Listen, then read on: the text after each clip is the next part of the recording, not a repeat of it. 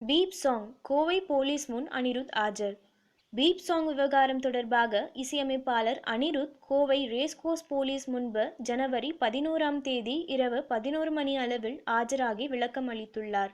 அனிருத் தரப்பில் 2 பக்க விளக்க கடிதமும் போலீசிடம் வழங்கப்பட்டுள்ளது. பெண்களை இழிவாக சித்தரிக்கும் வகையிலான பாடலை நடிகர் சிம்பு எழுதி பாடியிருந்தார். இந்த பாடலுக்கு அனிருத் இசையமைத்ததாகவும் தகவல் வெளியாகியிருந்தது. இது பெண்கள் அமைப்பு மட்டுமல்லாது அனைத்து தரப்பு மக்களின் எதிர்ப்பையும் பெருமளவு சம்பாதித்திருந்தது.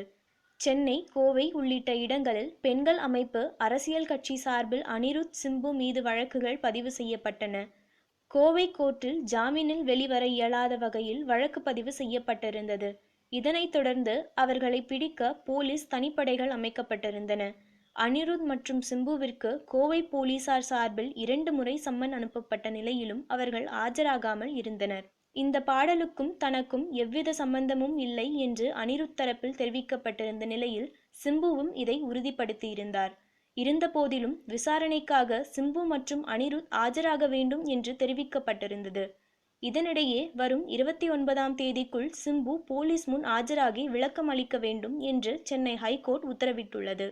இசை நிகழ்ச்சிக்காக கனடா சென்றிருந்த அனிருத் இவ்விவகாரம் தொடர்பாக போலீசில் ஆஜராகாமல் இருந்தார்.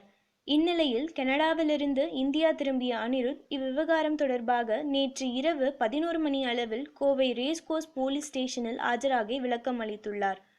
தனக்கும் இப்பாடலுக்கும் சம்பந்தமில்லை என்று தெரிவித்துள்ள அனிருத் இது தொடர்பாக 2 பக்க விளக்க கடிதத்தையும் சமர்ப்பித்துள்ளார்.